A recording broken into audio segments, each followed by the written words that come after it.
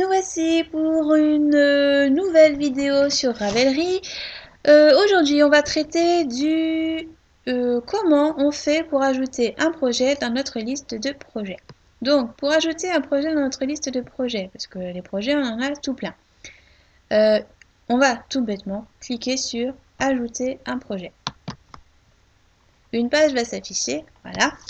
Dans cette page, alors ils l'ont simplifiée, elle était un peu plus compliquée avant, je pense, enfin je trouve, maintenant elle est un peu plus simple. Donc dans cette page, on vous demande si vous le faites au crochet, si vous le faites au tricot, ou bon, ce sont d'autres options. Donc là c'est à la machine à tricoter, là c'est, je ne sais pas, tiens d'ailleurs, brodé. Bref, on s'en fiche. Ce qui nous intéresse c'est surtout crochet et tricot. Donc moi, imaginons que j'ajoute un projet tricot. Je donne un nom à mon projet tricot, donc bon, je vais mettre n'importe quoi hein, parce que là j'ai pas de nouveau projet à ajouter, donc prototype châle. Voilà, comme ça je saurai, comme ça mais je l'utiliserai. Ici on vous demande si vous avez utilisé un patron, donc si vous avez utilisé un patron, vous laissez cette case cochée, vous entrez le nom du patron, donc un nom de patron, je vais prendre un des miens, ça sera plus simple. Vous tapez le nom du patron et vous faites Continue. Si vous n'avez pas utilisé de patron, vous cochez cette case. Si vous avez utilisé un patron mais qu'il n'est pas référencé dans Ravelry, vous cochez cette case, tout bêtement. Et vous cliquez sur Continuer. Une fois que c'est fait, si jamais vous avez mis un nom de patron, on va vous afficher les patrons qui s'appellent comme ce que vous avez écrit. Donc en l'occurrence, là on retrouve mon châle. Si c'est bien le patron auquel vous pensiez, vous cliquez sur Choisir ce patron. Si aucune des propositions ne correspond à ce que vous attendiez, vous cliquez sur la phrase d'en bas. Bon, moi, je vais cliquer sur cette phrase. Une fois que c'est fait, vous arrivez sur la page principale du patron. Alors là, il y a énormément de choses à rajouter. Alors, soyez concentrés. Donc ici, vous avez le nom du patron, donc le nom que vous aviez entré précédemment. En dessous, vous indiquez la personne pour qui vous l'avez fait. Femme, enfant, fils, sœur, etc. Enfin, c'est pas obligatoire, hein, mais bon, c'est quand même mieux. Ici, vous pouvez mettre le nom d'une personne qui utilise Ravelry et qui serait concernée par ce projet. Par exemple, si c'est un test, vous pouvez mettre le nom de la créatrice, enfin le pseudo de la créatrice. Si c'est un cadeau pour une amie mais que c'est une personne qui utilise Ravelry, vous pouvez aussi mettre son nom. Donc imaginons que je fasse un cadeau à une copine, j'écris son pseudo, vous voyez ça s'affiche, on clique et quand on aura enregistré, on pourra cliquer directement sur son nom pour arriver sur son compte personnel. Bon là en l'occurrence c'est pas un cadeau pour toi Béné, je suis désolée. Ici, vous pouvez indiquer la taille que vous avez faite. Donc s'il y a des tailles dans le patron, vous pouvez indiquer la taille que vous avez faite du patron. Ici, vous indiquez qui a créé le patron. Donc si c'est... Bon là on va dire que c'est moi. Vous mettez le nom de la créatrice, vous mettez le nom du patron. Donc là, je vais rester sur Emeros parce que je sais qu'il existe. Vous cliquez sur la petite clé et hop, vous cliquez sur le patron concerné.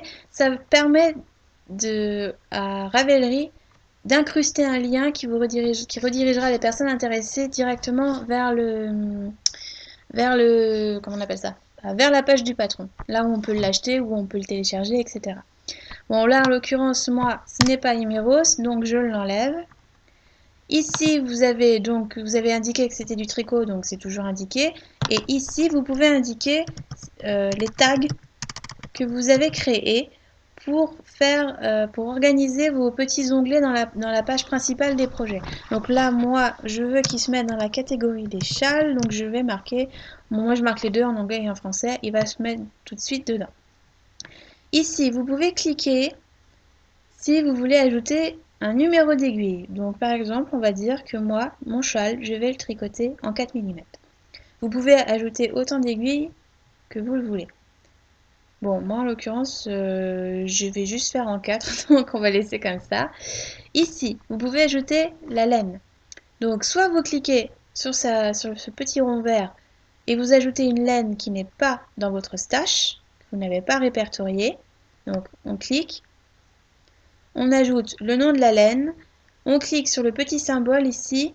Donc imaginons que j'utilise la Mérilaine, le petit bout de moi parce que c'est ce que je vais utiliser. Et je clique ici.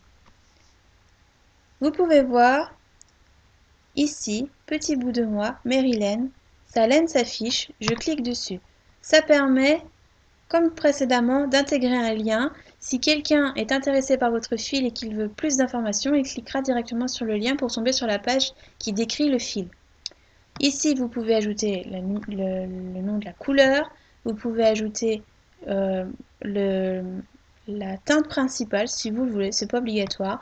Vous pouvez mettre le numéro du bain, ici. Ici est indiqué la catégorie du fil, donc moi c'est un fil sport. La Mérilaine est un fil sport, donc Ravelry le sait déjà, donc il me l'indique tout seul. Ravelry sait déjà combien de mètres ou de yards, là on peut le mettre en mètres si on veut. Donc il sait que ça fait 300 mètres pour 100 grammes, il me le met. Ici, vous indiquez le nombre de pelotes que vous avez utilisées. Donc si c'est une, hop, il va intégrer directement le métrage. Si c'est 1,4, vous faites 1,4 et il calcule tout seul. Peut-être que c'est 1,3, peut-être que c'est 1,8. Vous voyez, c'est tout bête. Ça vous met à la fois le grammage et le métrage. C'est très pratique. Vous pouvez le faire, vous pouvez compléter ça à la fin quand vous avez terminé ou au fur et à mesure pour être sûr de ne pas vous tromper dans votre nombre de pelotes. Vous pouvez, si vous le voulez, ajouter l'endroit où vous l'avez acheté, la date à laquelle vous l'avez acheté, le prix que vous avez payé avec la monnaie qui vous intéresse. Voilà. Si vous avez mis votre laine en stash, donc là vous voyez il y a une petite croix, si vous avez ajouté une laine en trop et que vous ne la voulez pas, hop, on l'efface, vous faites OK, et voilà, ça c'est fait.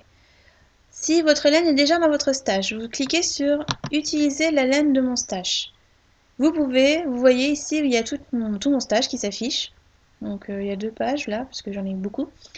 Et si vous ne voulez pas trop chercher, vous pouvez, au choix, mettre le nom de la couleur, mettre le nom de la laine. Vous trouverez, en théorie, il va vous lister tout ce qui a ce nom-là. Donc moi, si je mets Mérilaine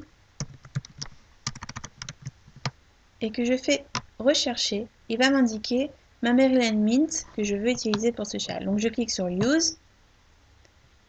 Il n'y a rien besoin de remplir, tout est déjà pré-rempli. Il y aura juste à mettre faudra juste mettre le nombre de pelotes que vous utiliserez. C'est tout bêtement. Ah si, il y a un truc que je ne vous ai pas montré. Donc là, vous pouvez indiquer le nombre de pelotes que vous avez utilisées, ou vous pouvez, si vous êtes une adepte de la balance et que vous pesez vos pelotes à la fin d'un projet, vous cliquez ici et vous pouvez par exemple entrer que vous avez utilisé 134 grammes exactement. Et quand vous cliquerez sur sauvegarder, la Ravelry va calculer automatiquement combien de mètres ça va faire, combien de pelotes exactement vous aurez utilisé. Vraiment très pratique comme option. Et enfin, ici en bas, vous pouvez mettre les notes que vous voulez. Donc par exemple, si c'est un test, vous pouvez marquer la date à laquelle vous avez commencé à tester, si vous avez dû défaire quelque part à un moment donné, ou même si c'est juste un modèle, si vous avez apporté des modifications, si vous avez rallongé les manches, si vous avez ajouté une couleur, si vous avez changé de taille d'aiguille, etc. Tout un tas d'informations qui pourront servir à d'autres tricoteuses si elles tombent sur votre projet et qu'elles ont envie d'en savoir un peu plus sur vos impressions. Vous pouvez marquer tout ce que vous voulez dans cette zone. Donc voilà pour cette première colonne. Pour la colonne de droite, ici, vous pouvez indiquer si le projet est en cours, si le projet est terminé, si le projet est en hibernation. Donc comprendre par là que vous l'avez commencé, ça fait des mois, vous n'y avez pas retouché, c'est un gros boulet. Donc ça, vous mettez ça. Et ici, vous marquez, cette option-là indique que vous l'avez commencé, vous l'avez peut-être terminé, peut-être pas, mais ce qui est sûr, c'est que vous l'avez défait. Et vous avez envie de garder une trace de ce projet raté, donc vous cliquez sur ce mode-là. Bon, moi, c'est un projet en cours, donc je le mets là. Ici, vous avez une barre de progression, donc bon, c'est gadget, mais c'est assez sympa pour vous rendre compte à peu près où vous en êtes. Ici, vous avez des smileys d'appréciation. Donc, si vous êtes super contente de tricoter ce modèle ou de l'avoir tricoté, bah, vous mettez un big smile. Si vous êtes super triste, le modèle vous plaît pas du tout, ça tombe pas bien, etc., vous mettez un smiley qui pleure. Donc voilà, quand vous mettez un smiley qui pleure, en général sur votre page de projet principal, enfin, sur la page où on voit tous vos projets, vous verrez 3 petites lettres s'afficher. Ça voudra dire que le projet vous a pas plu du tout.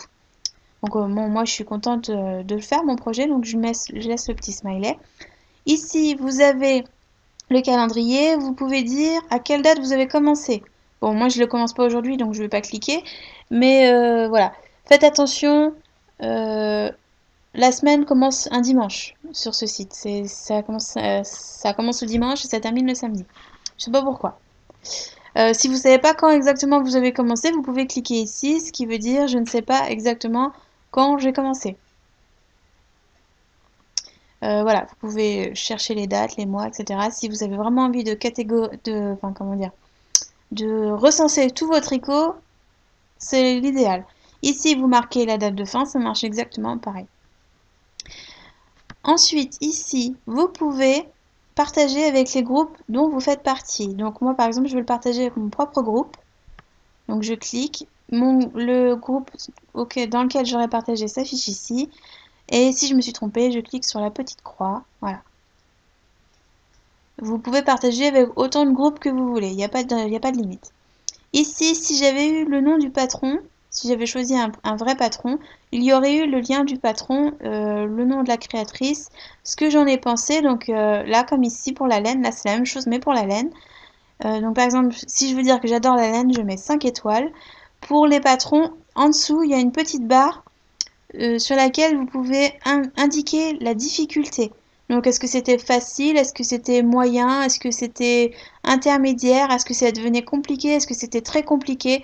Bon là vous pouvez pas la voir, mais il y a une barre comme ça et vous pouvez juger du patron. Voilà, je crois que c'est tout pour la page projet. Une fois que vous avez terminé, vous cliquez sur sauvegarder et ça se sauvegarde. Voilà.